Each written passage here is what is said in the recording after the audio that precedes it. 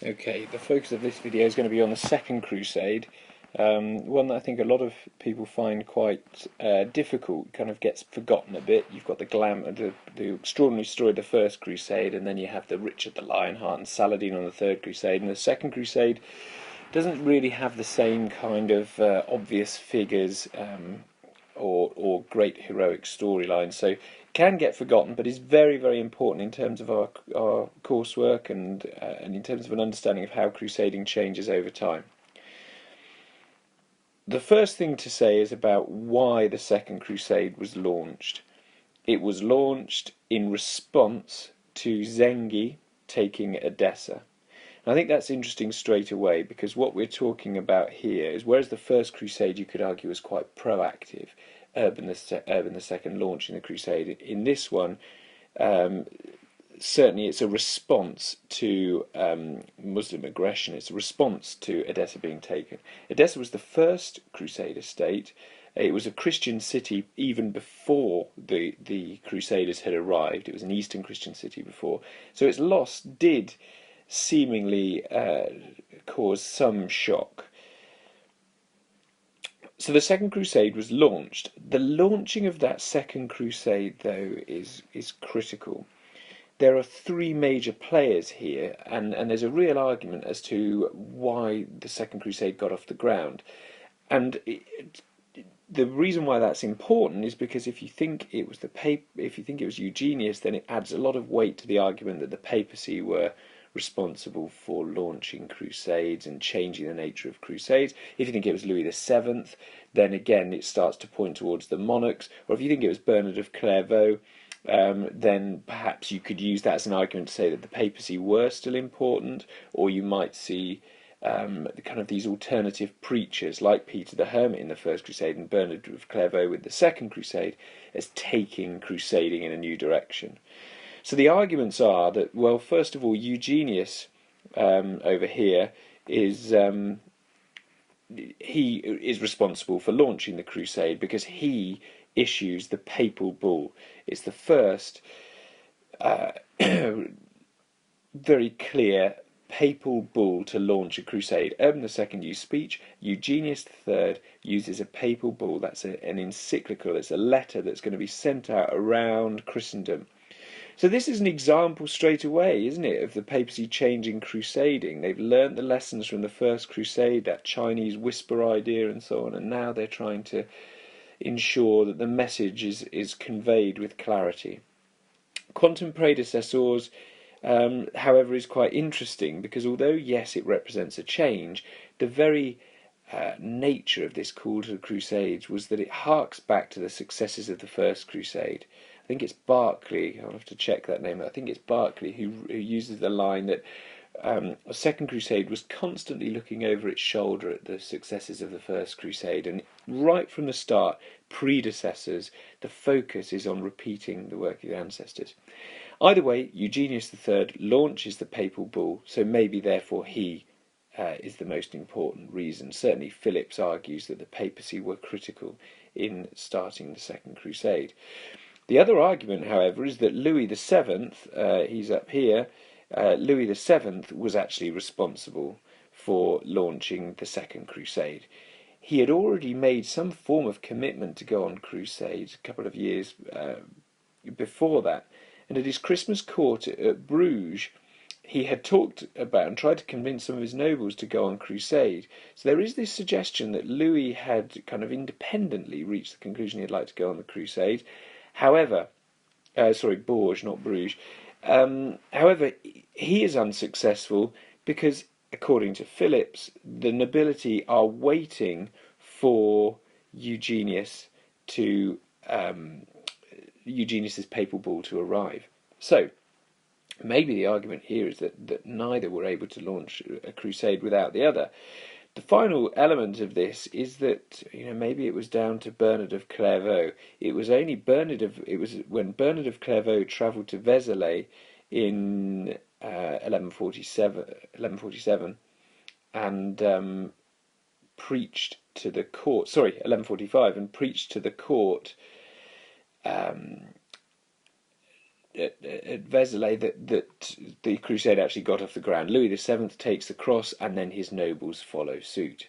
So we've got all kinds of implications in terms of recruitment, who was more important in terms of recruitment, but just generally, who was responsible for launching the crusade? Was it Bernard, the moral ombudsman of Europe at the time? That he's one of the leading theologian of his age, almost a celebrity of sorts. Was it Eugenius, Bernard's former pupil, or was it Louis VII? Either way, the crusade is launched. However, before the crusade gets off the ground, there's another element of controversy. There's anti-Semitism again, as we saw on the first crusade, but also Bernard of Clairvaux is drawn over to Germany, partly to crush some anti-Semitism that's taking place, and he does so successfully. Interesting that he is successful where Urban II wasn't. But secondly, he then approaches Conrad III, the Holy Roman Emperor. Now, it is thought, and there is evidence to suggest, that Eugenius did not want German involvement in this crusade. He had envisaged it to be a French-led operation and did not want Conrad involved. But Bernard goes ahead and, preaching to Conrad, he persuades him to take the cross. Conrad breaks down in tears and takes the cross. So collectively this is significant. Conrad III, Louis VII, now we have two major monarchs on crusade for the first time. Immediately it brings about differences. As Asprich says, recruitment was buoyed. Straight away they bring with them all of their entourage. So recruitment was buoyed. And also, of course, they have access to finance that the crusade leaders of the first crusade would never have had. So the implications of the monarchs taking the cross were as follows. There was better planning. So there were staggered departures to make sure that they weren't moving through the same areas at the same time and driving up prices. They arranged for markets to be so that they weren't having the same problems as the first crusade, again in terms of prices. And they had the financial support of the crown. It's thought Conrad III largely seemed to pay for it through his own wealth and his own income, his own imperial income. Louis VII, there is evidence to suggest that he had formed a levy. He had called a levy, and it was actually some form of taxation. It's not clear quite what, but some form of taxation. So clearly, straight away, the monarchs having an impact in terms of allowing for the nature of crusading to change by bringing those additional resources and perhaps that better planning. In terms of recruitment, as I say, it was significant. The feudal system, straight away, we can start to see that having an impact. If the emperor or the king takes the cross, then their leading knights and nobles will probably go with them, and it has a knock-on effect down the chain. The hierarchical nature of medieval society, as Asprich said, meant that it triggered a chain reaction. There is a question as to whether they were able to restrict non-combatants. Certainly they intended to, and certainly Eugenius tried to in Quantum Predecessors, but they weren't entirely successful. Conrad in particular really struggled with this and was unable to ensure that the non-combatants weren't coming along with him. In fact, there were times when he tried to separate them from the main army, but because they were travelling into Asia Minor, they wanted to be with an armed force. So it's still non-combatants, just as they were on the First Crusade, causing problems on the Second Crusade. Another key element of this is that it does seem to be, if the monarchs have taken the cross and people are following them, who are they loyal to? Has the nature of crusading changed in that respect? Is there still loyalty to the papacy and the papacy's purpose? There is evidence to suggest that loyalty seems to be primarily with the monarchs during the Second Crusade. There's a song, a troubadour song from the time, Who Goes Along with King Louis, makes no mention of the papacy, but it's talking about going along with King Louis on his crusade. Okay. Just going back to non-combatants, I'd forgotten I'd said this. I mentioned that there were still problems. A key source for this is Odo of Douai, who accompanied Louis VII on his crusade. He was Louis VII's chaplain. Great source for the Second Crusade. He is very explicit about the problems of non-combatants, and he writes very clearly about the fact that these have held up the campaign. The reason that's quite interesting is because when you look at Richard I with the Third Crusade, Frederick Barbarossa, Philip II, they are insistent that non-combatants don't attend.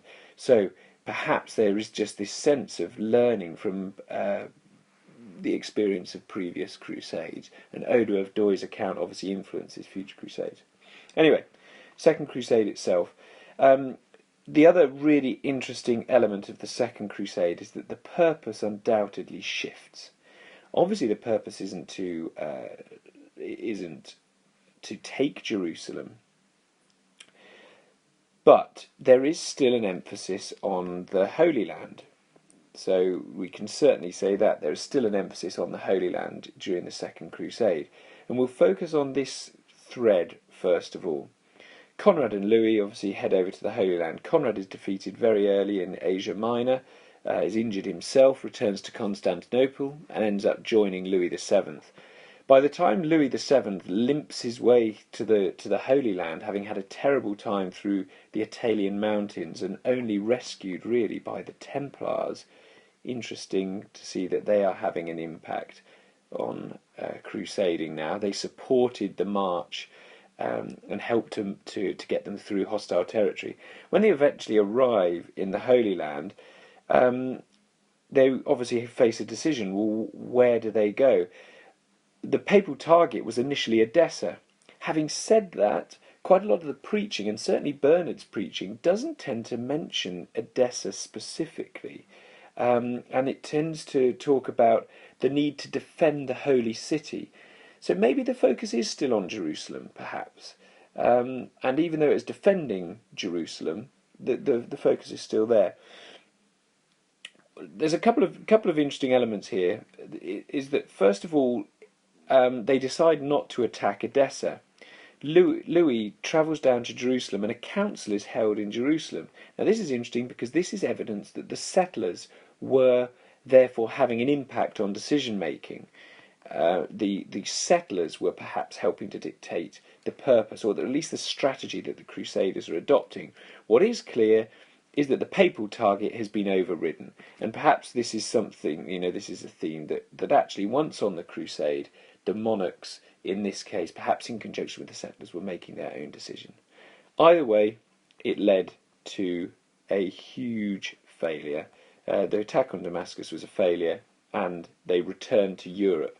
That is significant in a number of ways.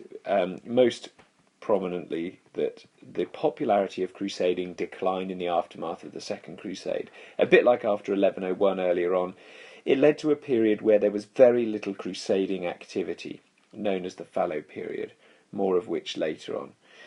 For Bernard of Clairvaux, it was a source of great embarrassment. He issues an apology of sorts. It's called the Apologia, and he says, "I would rather men muttered against me than against God." But within his apology, he makes the point that actually the Crusaders did not go out there with the purity of intentions that was necessary. So, but either way, it's a disaster.